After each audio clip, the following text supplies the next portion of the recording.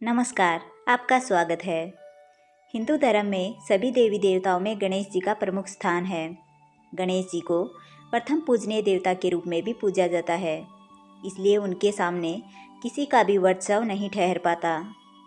शास्त्रों में कुबेर को धन का राजा कहा जाता है, पर एक बार कुबेर को अपने धन वैभव पर बहुत अभिमान हो गया। कुबेर ने सोचा कि उसके पास इतनी धन संपत्ति है, लेकिन देवलोक में किसी को भी इसकी जानकारी नहीं है। इसलिए उन्होंने अपने धन का प्रदर्शन करने के विचार से एक भव्य भोज का आयोजन करने की बात सोची।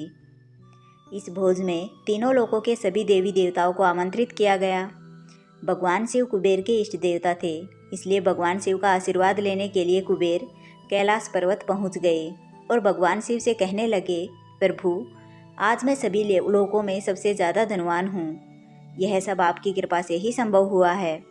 अपने निवास पर मैं एक बड़े भोज का आयोजन करने जा रहा हूँ। कृपा करके आप परिवार सहित मेरे इस भोज में पधार कर मुझे अपनी कृपा से अनुग्रहित करें।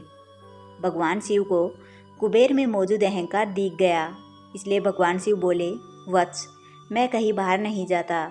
यह सुनकर कुबेर भगवान शिव के सामने गिड़गिड़ाने लगे, भगवान, अगर आप नहीं आएंगे तो आपके बिना यह सारा आयोजन व्यर्थ हो जाएगा। तब भगवान शिव ने कहा, एक उपाय करता हूँ, मैं अपने छोटे बेटे गणेश को तुम्हारे भोज में जाने के लिए कह देता हूँ। कुबेर संतुष्ट होकर लौट गए। नियत समय पर कुबेर ने अपने निवास में भव्य भोज का आयोजन किया। सभी लोगों के देवता असुर वहाँ पर पहुँच चुके थे। अंत में भगवान गणेश भी आए और आते ही कुबेर से कहने लगे, मुझको बहुत तेज भूख लगी है, मेरे लिए जल्दी से भोजन लाया जाए। कुबेर उन्हें स्वयं भोजन कराने के लिए भोजन से सजे कमरे में लेकर गए। सोने और चांदी की थाली में भोजन परोसा गया। कुछ ही देर बाद परोसा गया भोजन खत्म हो गया। गणेश जी के लिए दोबारा खाना परोसा गया। गणेश जी उसे भी खा गए।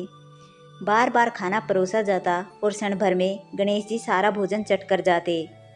थोड़ी ही देर में हजारों देवी देवताओं और असुरों के लिए बना हुआ भोजन खत्म हो गया, लेकिन भगवान गणेश का पेट नहीं भरा। वे रसोई घर में जा पहुँचे और वहाँ रखा सारा कच्चा सामान भी खाने लगे, लेकिन तब भी उनकी भूख समाप्त नहीं हुई।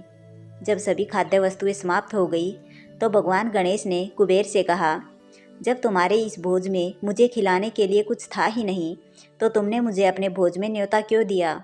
इतना सुनते ही कुबेर का अहंकार चूर चूर हो गया। उन्होंने भगवान गणेश से क्षमा मांगते हुए कहा, प्रभु, मैं अपने व्यवहार पर शर्मिंदा हूँ और समझ गया हूँ कि मेरा अभिमान आपके आगे कुछ भी नहीं है।